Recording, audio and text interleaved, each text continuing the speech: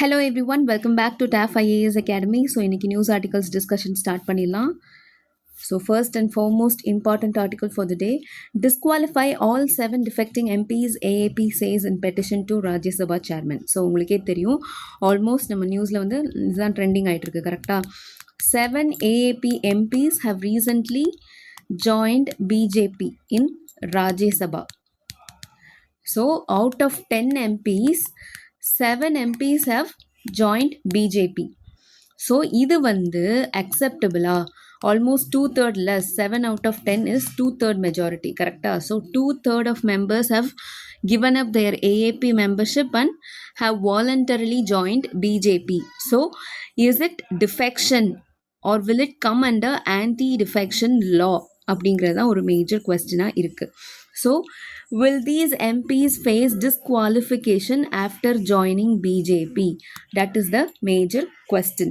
So anti-defection law என்ன framework அது? அதாவது கட்சி தாவல் தடுப்பு சட்டம். அது எப்போ கொண்டு வந்தோம், அதுக்கான லீகல் ப்ராசஸ் என்ன, பேசிஸ் என்ன, அதெல்லாம் தான் நம்ம டிஸ்கஸ் பண்ண போகிறோம். ஓகே, ஃபர்ஸ்ட் ஆஃப் ஆல் என்ன incident? 7 out of 10 AAP MPs, Rajya Sabha members have joined BJP led by Raghav Chanda, correct? He is the main person who quit AAP and also with 6 other people. Okay, and இவங்க வந்து 2/3 of majority வந்து represent பண்றாங்க in Rajya Sabha, correct? 10 MPs இருக்கிறதுல 7 MPs have now joined BJP. So what is the legal question? Can these MPs be disqualified for defecting, or does their merger with the BJP protect them under the 10th schedule? Okay, so இதுதான் major question. அவங்கள வந்து அவங்க defect பண்ணியிருக்காங்க, அதாவது கட்சி தாவி இருக்காங்க அப்படிங்கிற பட்சத்தில் அவங்கள டிஸ்குவாலிஃபை பண்ணலாமா, ஆர்எல்ஸ் 2/3 மெஜாரிட்டியாக இருக்கிறதுனால இது வந்து ஒரு மர்ஜராக எடுத்துக்கலாமா அண்டர் த 10th schedule அப்படிங்கிறது தான். ஸோ அது என்ன 10th schedule? It is the anti-defection law. நமக்கு 52nd Constitutional Amendment Act of 1985 வந்து என்ன சொல்லியிருக்கோம் அப்படின்னா, elected representatives அவங்களுடைய பார்ட்டி எந்த பார்ட்டிலேருந்து அந்த பார்ட்டி கார்டிலேருந்து எலெக்ட் ஆனாங்களோ அந்த பார்ட்டிக்கு எகெயின்ஸ்டாக செயல்படுறாங்க அப்படிங்கிற பட்சத்துலையும், அந்த பார்ட்டியோட மெம்பர்ஷிப்பை வாலண்டரியாக விட்டுட்டு இன்னொரு பார்ட்டியில் சேர்றாங்கன்ற பட்சத்துலையும் அந்த ரெப்ரசன்டேட்டிவ்ஸை டிஸ்குவாலிஃபை பண்ணுறதுக்கான ஒரு சட்டம் தான் இது. ஓகே, கட்சி தாவல் தடுப்பு சட்டம். இதில் வந்து 2 விஷயம் இருக்குது. ஒன்று வந்து மர்ஜர், இன்னொன்று வந்து ஸ்பிளிட்டு. ஓகே, மர்ஜர்ன்றது என்னது? பேராகிராஃப் 4ல் மென்ஷன் பண்ணியிருக்காங்க. That is legislators R protected if there original party merges with another provided that at least 2/3 of the members of the legislature party agree to the merger. So இதில் வந்து 2 விஷயம் இருக்குது. ஒன்று வந்து original political party, இன்னொன்று வந்து legislature party. Original political party அப்படிங்கிறது the political party itself. இப்போ ஏஏபினா ஏஏபி, பிஜேபினா BJP as the party itself. Whereas legislature party அப்படிங்கிறது அந்த எலெக்டட் ரெப்ரசன்டேட்டிவ்ஸாக ஹவுஸில் இருக்காங்க இல்லையா, இப்போ ஏஏபினா 10 MPs இருக்காங்க அப்படின்னு பார்த்தோம் இல்லையா, அது. ஸோ மர்ஜருக்கு என்ன ப்ரொவிஷன்ஸ் இருக்கணும், என்ன மேஜர் க்ரைட்டீரியா 2 இருக்கணும். ஒரிஜினல் பார்ட்டி அதர் பார்ட்டியோட மர்ஜ் ஆகணும். இப்போ வந்து நமக்கு ஏஏபினா அது வந்து ஆஸ் அ பொலிட்டிக்கல் பார்ட்டியாக பிஜேபியோட மர்ஜ் ஆகணும். 2வது லெஜிஸ்லேச்சர் பார்ட்டியில் இருக்கக்கூடிய மெம்பர்ஸ் 2/3 வந்து அந்த டெசிஷனுக்கு அக்ரி பண்ணணும், அதாவது அந்த மர்ஜருக்கு அக்ரி பண்ணணும். ஓகே, ஸோ இப்போ 10 MPs இருக்காங்கன்னா அதில் 2/3 வந்து அக்ரி பண்ணணும். ஓகே, இதுதான் மர்ஜருக்கான ப்ரொவிஷன். ஸோ இதில் நமக்கு எது வந்து இருக்குது? எஸ், நமக்கு ஹவுஸில் 10 MPஸாக இருக்கக்கூடிய ஏஏபியில் நமக்கு 7 MPs 2/3 மெஜாரிட்டி, லெஜிஸ்லேச்சர் பார்ட்டியில் 2/3 மெஜாரிட்டி மேஜருக்கு வந்து கிடச்சிருச்சு. இது வந்து okay. But what about the original political party? AAP is a national party itself இல்லை. ஸோ அது நேஷ்னல் பார்ட்டியோ ஸ்டேட் பார்ட்டியோ ஆஸ் அ பொலிட்டிக்கல் பார்ட்டியாக did it decide to join BJP? No right. So இதில் வந்து ரெண்டுமே இருக்குது. இதனால தான் இந்த கேஸ் வந்து அகெயின் சுப்ரீம் கோர்ட்டு கையில் போகுது. ஏன்னா இதை வந்து லெஜிஸ்லேச்சர் பார்ட்டியில் இருக்கக்கூடிய மெம்பர்ஸ் தான் 2/3 வந்து அவங்க மெம்பர்ஷிப்பை வாலண்டரியாக கிவ் அப் பண்ணிட்டாங்களே, ஸோ அப்போவே அது மர்ஜர் தான், அப்போவே அதை அக்செப்ட் பண்ணிக்கணும் அப்படின்னு சொல்லிட்டு வாதாடுறது. ரெண்டாவது இது ரெண்டையும் வந்து சேர்த்து படிச்சுட்டு லைக் ஒரிஜினல் பொலிட்டிக்கல் பார்ட்டியும் மர்ஜ் ஆகணும், அப்போ தான் அந்த மர்ஜர் செல்லும் அப்படின்னு சொல்கிறது. ஓகே, ஸோ இதுதான் இப்போ மேஜர் இஷ்யூவாக இருக்குது. இது போக இன்னொரு விஷயமும் இருந்தது, ஸ்பிளிட் ரூல். ஒன்று வந்து மர்ஜர், இன்னொன்று வந்து ஸ்பிளிட்டு. அதாவது ஒரு பார்ட்டியில் இப்போ 10 எம்பிஸ் இருக்காங்க இல்லையா, ஏஏபியே எடுத்துக்கோமே. சப்போஸ் ஒரு 3 எம்பிஸ் மட்டும் வெளியில் வராங்க, அவங்க வந்து அந்த ஏஏபியை விட்டுட்டு வெளில வந்து வேறு பிஜேபியோ இல்லை வேறு பார்ட்டிலையோ ஜாயின் பண்ணணும்னு நினைக்கிறாங்கன்னு வச்சுக்கோங்களேன். That was allowed. Okay, so a split involving 1/3 of the party offered protection, but 2003 91st constitutional amendment வந்து அதையுமே ரிமூவ் பண்ணிட்டாங்க. why? due to frequent misuse of this provision. okay, so split provision was once there, but now it is deleted. Only merger provision is there with these two criteria. okay, now judicial interpretations and ambiguity. அதுதான் முன்னாடி நம்ம 2 provision பார்த்தோம் இல்லையா. ஒன்று வந்து original political பார்ட்டியாக merge ஆகணும், ரெண்டாவது legislature பார்ட்டியில் 2/3 மெஜாரிட்டி மர்ஜ் ஆகணும். ஸோ இதுதான் கோர்ட்டில் வந்து கேஸாக வருது. சுப்ரீம் கோர்ட்டுமே வந்துட்டு இதில் கன்ஜங்டிவ் வெர்சஸ் டிஸ்ஜங்டிவ் அப்படின்னு 2 ப்ரொவிஷனாக வருது. ஓகே, ஸோ கோர்ட் என்ன சொல்கிறாங்க அப்படின்னா, கன்ஜங்டிவ் அப்படின்னா இது ரெண்டையுமே சேர்த்து ரீட் பண்ணுறது. ஓகே, ஸோ ரெண்டுமே வந்து ரெண்டுமே நடந்தால் மட்டும்தான் அதை வந்து ஆக்சுவல் மர்ஜராக அக்செப்ட் பண்ண முடியும். So paragraph 4 requires an actual merger of the national political parties, conjunctive. So original political party itself should merge with other அப்படிங்கிறதா, are just a deemed merger by 2/3 of the legislature party, இது வந்து disjunctive. So இதை accept பண்ணிக்கிறதா அப்படிங்கிறது. இது ரிலேட்டடாக நமக்கு பாம்பே ஹைகோர்ட்டில் கூட கோவாவில் 2019 ஒரு கேஸ் வந்திருக்கும். அதாவது ஒரு 2/3 ஆஃப் காங்கிரஸ் எம்எல்ஏஸ் வந்துட்டு காங்கிரஸை குவிட் பண்ணிவிட்டு பிஜேபி வந்து ஜாயின் பண்ணியிருப்பாங்க without their national party approval, அதாவது without the approval of Congress. So அதை வந்து இட்ஸ் அ டீம்டு மர்ஜர், அதாவது டிஸ்ஜங்டிவ் ரீடிங்கில் பாம்பே ஹைகோர்ட் அக்செப்ட் பண்ணியிருப்பாங்க. ஓகே, அண்ட் ஆல்சோ இதுக்கு முன்னாடி சுப்ரீம் கோர்ட் ஒரு ப்ரொவிஷன் பார்த்தீங்களா, ஜட்ஜ்மெண்ட் பார்த்தீங்கன்னா 2007 ராஜேந்திர சிங் ராணா வர்சஸ் சுவாமி பிரசாத் மௌர்யா, அந்த கேஸில் the court endorsed a conjunctive reading வந்து ஒத்துக்கிட்டாங்க. And that too for the split rule, merger rule பற்றி கோர்ட் வந்து பேசலை, சுப்ரீம் கோர்ட் வந்து பேசலை. வேரஸ் பாம்பே ஹைகோர்ட்டில் we have a precedent for that. okay, so suggesting that a split in the legislature party must stem from a split in the original political party. so 2007 அந்த split rule provision இருந்தப்போ இந்த judgement வந்து கொடுத்துருக்காங்க. என்ன judgement கொடுத்துருக்காங்க? conjunctive reading வந்து endorse பண்ணியிருக்காங்க. that is original party also has to do that and legislature party also has to do that அப்படிங்கிறது. okay, so will have to wait and C. நிறைய கேஸ் ஆப்வியஸ்லி நமக்கு ராஜ்யசபா சேர்மனுக்குமே நிறைய letters எழுதியிருக்காங்க. Opposition, even Congress, ஏஏபியுமே வந்துட்டு இந்த மர்ஜரை accept பண்ணக்கூடாது, disqualify பண்ணுங்க அப்படிங்கிறது தான் மென்ஷன் பண்ணியிருக்காங்க. கரெக்டாக disqualify all 7 defecting MPs. So will have to wait and see. இது வந்து அகெயின் ஜுடிஷியரி கையில் போகுதா, கேஸில் என்ன முடிவு பண்ணுறாங்க அப்படிங்கிறது. அண்ட் மோஸ்ட்லி எக்ஸ்பர்ட்ஸோட பாயிண்ட் ஆஃப் வியூ என்ன? See, we have 2 experts' point of view here, Swapnil Tripathi and PDT Achari. So he contends that for a valid merger, original political party AAP must first merge with another BJP. நம்ம first பார்த்தோம் இல்லையா அந்த provision. And then this must be backed by 2/3 of the legislature party members. So இது ரெண்டுமே இருக்கணும். So he is endorsing conjunctive reading. Whereas Swapnil என்ன சொல்கிறாங்க அப்படின்னா 2/3 சப்போர்ட் இருக்கிறதுனால it is a deemed merger. நம்ம ஆல்ரெடி வந்து இந்த சுச்சுவேஷன் கோவா கேஸில் பாம்பே ஹைகோர்ட் கொடுத்த ஜட்ஜ்மெண்ட் வந்து பார்த்துருக்கோம். So it creates a unique Rajya Sabha anomaly அப்படிங்கிற மாதிரியும் சொல்லியிருக்காங்க. அண்ட் ரெப்ரசன்டேஷன் பேரடாக்ஸ், இது என்ன அப்படின்னா, நமக்கு என்னதான் ராஜ்யசபாவில் இப்போ வந்து ஏஏபி 3 எம்பிஸ் தான் இருக்காங்க அப்படின்னாலும் கீழே இருக்காங்க இல்லையா எம்எல்ஏஸ், இந்த எம்பிஸை யார் எலெக்ட் பண்ணுறா? ஸ்டேட் லெஜிஸ்லேச்சர் தானே, ஸ்டேட் எம்எல்ஏஸ் தானே. ஸோ அந்த ஏஏபி எம்எல்ஏஸ் என்ன, இதெல்லாம் மேஜராக பஞ்சாபுடைய எம்பிஸ் அண்ட் எம்எல்ஏஸ் தான். ஸோ பஞ்சாபில் இன்னும் ஏஏபி எம்எல்ஏஸ் தான் இருக்காங்க பவரில். ஸோ ஆட்டோமேட்டிக்காக வந்து இது ஒரு it creates a electoral representation disconnect அப்படின்னு சொல்கிறாங்க. So it is a representation paradox அப்படின்னு தான் நம்ம பார்க்கணும். ஓகே, ஸோ என்ன இஷ்யூ, இது ஃபர்தராக என்ன மாதிரி டெசிஷன் எடுக்கிறாங்க, அண்ட் ஃபைனலாக நமக்கு என்னதான் இருந்தாலும் லோக்சபா ராஜ்யசபா என் டெசிஷன் வந்து அந்த Lok Sabha speaker or Rajya Sabha chairman தான் எடுக்கிற மாதிரி இருக்கும். Like discretion lies with them, but whatever final decision they make it is subject to judicial review or judicial scrutiny. Okay, so இதில் வந்து ஜுடிஷியல் ரிவ்யூக்கு இடம் இருக்கிறது. Will have to wait and see நமக்கு என்ன நடக்குதுன்றதை will follow up later. Okay, so that's all about this one. Next news பாருங்கள், New Zealand India to sign FTA today. Okay, so finally we are going to have another FTA sign to be signed with New Zealand. Okay, இது ரிலேட்டடான articles நமக்கு நாளைக்கு நியூஸில் வரும். We will discuss என்ன மாதிரியான MOUஸ்லாம் சைன் பண்ணியிருக்கோன்னு. மீன் வைல் நியூசிலாண்டுடைய ஜியோகிராஃபிக்கல் ப்ரொஃபைல், லைக் அதனுடைய லொக்கேஷன், சி பேசிஃபிக் ஓஷனில் இருக்கா, near to Tasman sea, near to the continent Australia.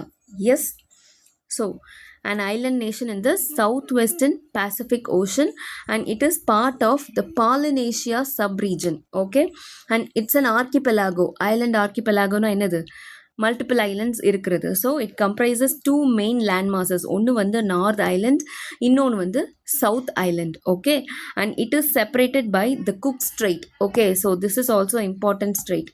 Cook strait separates which 2 major land masses அப்படின்னு சொல்லி கேட்டால் you should know. Okay, and Zealandia. Geologically, it is the visible part of a nearly submerged continent called Zealandia. So almost ஒரு 94% is under water அப்படின்னு தான் நம்ம சொல்கிறோம். So இது reality சொல்ல, அதுதான் வந்து பாலினேஷியான்னு சொல்கிறதுக்கான காரணமே. It is consisting of multiple language speaking or multicultural diverse people living world அப்படிங்கிற மாதிரி தான் இருக்கும். Countries, islands. ஸோ இங்கே ஜீலாண்டியா அப்படிங்கிற பர்டிகுலர் இது பார்த்திங்கன்னா கடலுக்கு அடியில் சப்மர்ஜாக ஒரு பெரிய கான்டினென்ட்டே இருக்குது. அண்ட் 94% அது வந்து தண்ணியில் தான் இருக்குது. அதை வந்து ஜீலாண்டியா அப்படின்னு நம்ம சொல்கிறோம். அண்ட் டெக்டானிக் சிக்னிஃபிகன்ஸ் பொறுத்த வரைக்கும் we are talking about south western Pacific region, கரெக்டாக? So automatically it will come under the part of Ring of Fire. Okay, it sits on the boundary of Pacific and Australian plates, and it leads to high volcanic activity and the majestic southern Alps. Alps தான் நமக்கு New Zealand பொறுத்த வரைக்கும் major mountain ranges. Okay, and exclusive economic zone. New Zealand possesses one of the world's largest exclusive economic zones, crucial for maritime security and blue economy. Okay, so New Zealand பற்றின overview நம்ம பார்த்தாச்சு. And எந்தெந்த கண்ட்ரீஸ்லலாம் so far நம்ம free trade agreements or trade agreements sign பண்ணியிருக்கோம். First of all ஏஷியாவோட we have sign AIFTA குட்ஸுக்கு, then FTI சர்வீசஸ்க்கு தனியாக ஆல்மோஸ்ட் ஒரு 2010-15 டைமில் சைன் பண்ணியிருக்கோம். Then with Japan comprehensive economic partnership agreement 2011. Then again with south Korea same CEPA. UAE கூட இப்போ ரீசெண்டாக 2022 we have sign CEPA. And Australia கூட EZTA எக்கானமிக் ட்ரேட் அக்ரிமெண்ட்டு, தென் அதுவுமே 2022. தென் ரீசெண்டாக நமக்கு EFTA ஆர் TEPA வந்து 2024 சைன் பண்ணியிருக்கோம். தென் ரீசெண்டாக நம்ம யூரோப்பியன் யூனியன் கூட வந்துட்டு FTA சைன் பண்ணியிருக்கோம். Apart from that UK, Oman, இவங்க கூடலாம் வந்து நம்ம நிறைய அனௌன்ஸ்மெண்ட் பண்ணதும் இருக்குது, கம்ப்ளீட் ஆனதும் இருக்குது. ஸோ அந்த வகையில் we are going to sign an FTA with New Zealand as well. Okay, we will discuss in detail about the FTA in tomorrow's newspaper. Okay, analysis. So next news பாருங்கள், female Asiatic wild donkey brought to Vandalur zoo. So நமக்கு சென்னை, அதாவது இது வந்து குஜராத்தில் இருந்து சென்னையில் இருக்கக்கூடிய நம்மளுடைய அறிஞர் அண்ணா ஜூ, அதாவது வண்டலூர் ஜூக்கு ஒரு ஃபீமேல் ஏஷியாட்டிக் வைல்ட் டாங்கி வந்து கொண்டு வந்திருக்காங்க. ஸோ இதனுடைய டிஸ்ட்ரிபியூஷன் அண்ட் பாப்புலேஷன் பற்றி தான் பார்க்க போகிறோம். ஸோ ஃபஸ்ட் ஆஃப் ஆல் இதனுடைய major or population, entire world பாப்புலேஷனே எங்கே இருக்குது அப்படின்னு பார்த்தீங்கன்னா அந்த லிட்டில் ரன் ஆஃப் கட்சில் தான் இருக்குது, in Gujarat. So Gujarat holds the majority population of this Asiatic wild donkey. Okay, and population growth பொறுத்த வரைக்கும் நமக்கு 1960s ஆல்மோஸ்ட் ஒரு 360 to 870 இண்டிவிஜுவல்ஸ் தான் இருந்தது. ஏன்னா அந்த டைமில் நமக்கு இந்த விலங்குகள் எல்லாம் diseases like surra and South African horse sickness இதனால ரொம்ப பாதிக்கப்பட்டு அதனுடைய மொத்த பாப்புலேஷனுமே பயங்கரமாக குறைஞ்சிருக்கு. இது எப்படி 1960களில் நம்ம பேசுகிறோம். அண்ட் 2020 இப்போ ஃபைனலாக ரீசெண்டாக எடுத்த சென்சஸில் பார்த்தீங்கன்னா the population has risen to 6082, almost ஒரு 37% இன்க்ரீஸ் வந்து முன்னாடி இருந்த கவுண்ட்டை விட அதிகமாயிருக்கு. அண்ட் இப்போ ரீசெண்டாக 2024-26 எஸ்டிமேட்டில் they are expected to be around 7600+. So அவங்களுடைய ஸ்ட்ரென்த்து இன்னும் எக்ஸ்பேண்ட் ஆகிட்டுருக்கு, like அதிகமாகிட்டுருக்கு.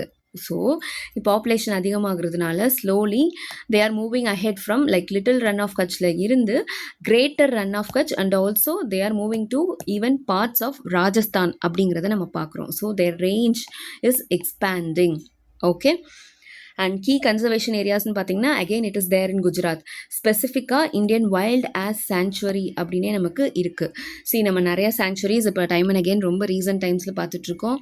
Kadavur slender loris sanctuary நம்ம லாஸ்ட் டைம் நியூஸ் பேப்பரில் பார்த்தோம். ஸோ இப்போது குஜராத்தில் we have this Indian wild ass sanctuary. It was established in 1972 and this is the largest wildlife sanctuary in India. It is a saline desert ecosystem that becomes a seasonal wetland during the monsoon. So we are talking about a desert ecosystem here, correct? Gujaratla we can expect only that, right? So saline desert ecosystem. And இதனுடைய protection status பொறுத்த வரைக்கும் பார்த்தீங்கன்னா IUCNல near threatened. Okay. So முன்னாடி என்டேஞ்சரில் இருந்தது, ஏன்னா அதனுடைய population 1000 இண்டிவிஜுவல்ஸ்க்கும் குறைவாக இருந்தது, கரெக்டாக. பட் இப்போ நம்ம பார்க்குறோம் பாப்புலேஷன் கொஞ்சம் இன்க்ரீஸ் ஆகிட்டு வரதையும் ஸ்டேபிள் ஆகிட்டு வரதையும் பார்க்குறோம். ஸோ ஸ்டெபிளைஸ்ட் ஆகிட்டு வர பட்சத்தில் they have been shifted to near threatened status. And WPA பார்த்தீங்கன்னா Schedule 1, it receives the highest level of legal protection in India, similar to tigers and lions. And sites பொறுத்த வரைக்கும் it comes under Appendix 1 actually. Okay, it's not 2. And it strictly regulates or prohibits international trade to ensure survival is not further threatened. Okay, so that's all about this Asiatic wild ass or donkey. Next news பாருங்க. Research finds high microplastic contamination in mangrove fish. So உங்களுக்கே தெரியும் நமக்கு இது எங்கே mangrove environment பற்றி பார்த்துட்ருக்கோன்னா Pichavaram. Mangroves are what known for their natural biofiltering capacity. So they are known as natural biofilters. So இப்போது அங்கே இருக்கக்கூடிய ஃபிஷ்லலாம் பார்த்தீங்கன்னா மைக்ரோ பிளாஸ்டிக் கண்டாமினேஷன் அதிகமாக இருக்குது அப்படிங்கிறது தான் இப்போ ரீசன்ட் ரிசர்ச் வந்து கண்டுபிடிச்சிருக்கு. ஸோ நேச்சுரலி நமக்கு ஓவராலாகவே பிளாஸ்டிக் வேஸ்ட் அப்படிங்கிறது எல்லா எக்கோசிஸ்டம், லைக் அது லேண்ட் எக்கோசிஸ்டமாக இருக்கட்டும் இல்லை அக்வாட்டிக் எக்கோசிஸ்டமாக இருக்கட்டும், எல்லா இதுலேயும் பார்க்குறோம். பட் எஸ்பெஷலி நம்ம இங்கே மேங்க்ரோவ்ஸில் பார்க்குறதுக்கான என்ன ரீசன் மேஜராக அப்படின்னு பார்த்தீங்கன்னா ரன் ஆஃப்ஸ்.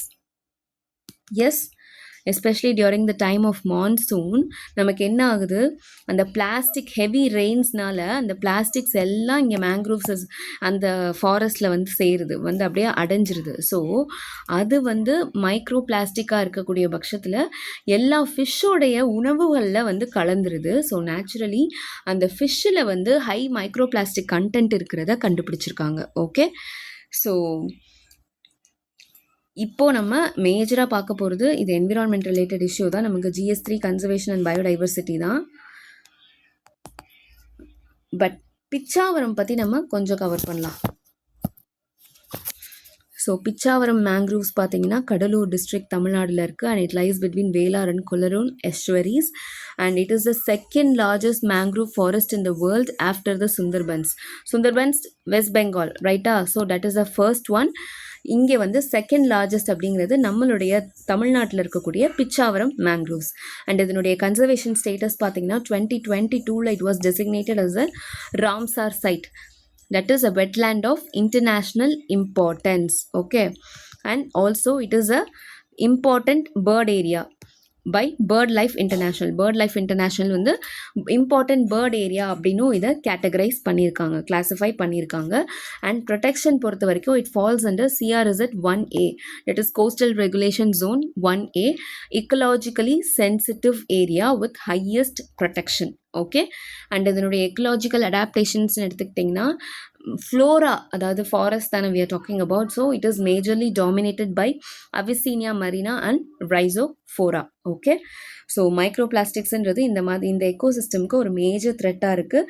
அங்கே இருக்கக்கூடிய மரைன் ஆர்கானிசம்ஸ் ஆன இந்த ராக் முல்லட், பேர்ல் ஸ்பாட், அப்புறம் ஷெல்ஃபிஷ், போட்டனஸ் சாங்குவினோலென்டஸ், இந்த மாதிரி நிறைய ஃபிஷ்ஷஸில் வந்து எக்ஸ்பெக்ட் பண்ணிகிட்ருக்காங்க. லைக் தெரியுது அதனுடைய அதை ரிசர்ச் பண்ணி பார்க்குறதுலேயே வந்து they are affected or they are contaminated with micro plastics அப்படிங்கிறது தெரியுது. So the research highlights the pervasive nature and complex seasonal behaviour of micro plastics in Pichavaram. Okay, so இதுக்கான ஒரு அட்டென்ஷன் சீக்கிங் ஆர்டிக்கல் தான் நம்ம இதை பார்க்கணும். ஸோ இதுக்கான steps வந்து கவர்மெண்ட் வந்து என்ன எடுக்கிறாங்கன்றதையும் நம்ம ஃபர்தராக டிஸ்கஸ் பண்ணலாம். Okay, so that's all for today. Thank you so much for வாட்சிங். See you tomorrow.